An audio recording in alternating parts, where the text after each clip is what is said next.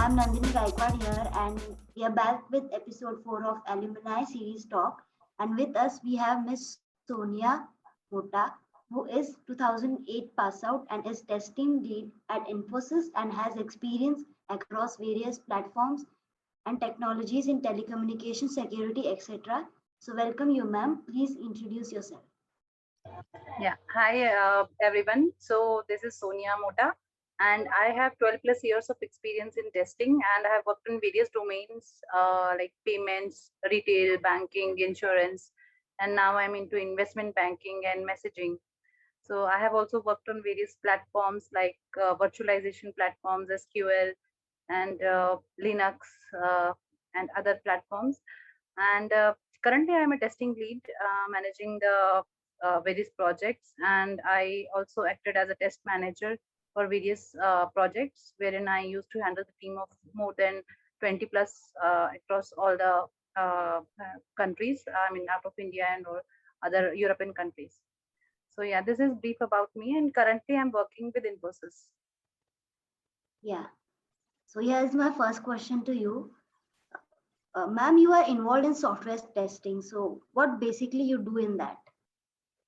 So basically, we get a software, like we get a module which has some features added, like in a mobile which you buy. So there are some features added. So the new features, they needs to be tested and before the release. So that is where the software testing comes into picture. So we have to test that feature so that it's like all the features are tested according to the user requirements and the needs of the client end user. So that is the job where the testers come into place, and that is how it is testing is done. And once it is done, it is just available to all the end users and client for their use. So, do you plan to move developing side? Yeah, so I am happy with the testing, software testing, because it's like more than 12 years I'm into software testing. So as of now, I don't plan to switch to development. So I'm happy with testing only. Okay. So, you are experienced in visualization products like AppV and Critics. So, what it is like? Brief us. Yeah, so AppV and Citrix, they are, so I think you must have heard the word virtualization, which is like which you Yeah. virtualize, which is not physically present with you. So that is the thing. So if you want to do some actions on any machine, you need that required software to support that. But in virtualization, we don't need the softwares to be installed. We just, virtually use them with the help of AppV, with the help of Citrix. So the applications are streamed through that virtualization environment, and they are hosted over there. And we use those application without getting, installed any software on our system. So that is the virtualization. And it makes our life very easy. Oh, nice. Got to know something new. Yeah. You are the test team lead. So, what problems do you face when you are leading someone? Leading, actually, yeah, I have led a team of more than 30, 20, 30 people. So uh, basically the problem comes like when there are team issues, like there are team conflicts, there are the team, the persons, they have some rift. So that is that comes because the understanding doesn't match, and the frequency of certain members of the team, they don't match and they don't gel very well. So we have to arrange certain activities so that how to strengthen the team building and all. uh, Rest, I mean, the rest, it is manageable. I mean, everything is manageable, but when it comes to team, we have to manage the team conflicts also. So that is very important.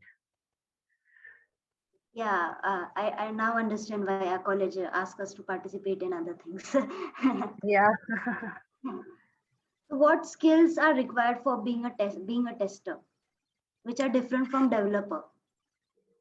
Tester, tester should have a mindset to break that software. How we can break that? So we have a one software with us, and we are asked, see, this is a software, and now you test it. We have a software tester should have a mindset how to break that software. I mean, do whatever testing, do the boundary testing, do performance testing. You just have to find it a time wherein the software breaks.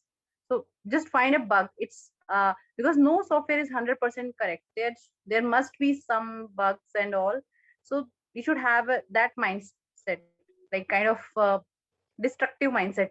I can say, like, just it differentiates from a developer, because developer will think my product is very good and there is no bug, but a tester should say no, it is a buggy product, and Yeah. they have to find it. Yeah. Ma'am, you did PGDM, so why did you choose it? Yeah, actually, because I wanted to do a post graduation, a hybrid one. So that is how I started with, because uh, initially I was planning to do it in a business administration, but then I took the PGDBM, which is integrated platform for IT professionals. So it gives us, uh, a support, embedded support, wherein we can use our knowledge in a management kind of things, because we think only in technical perspective, but when we do a course like a post graduation PGDBM or any MBA, so it enhances our vision, that how it can be done more gracefully, or more elegantly, and manage the thing. So that is how it helps actually in your professional. Yeah, right. So, will you address us about joining Infosys for some uh, students who will be joining?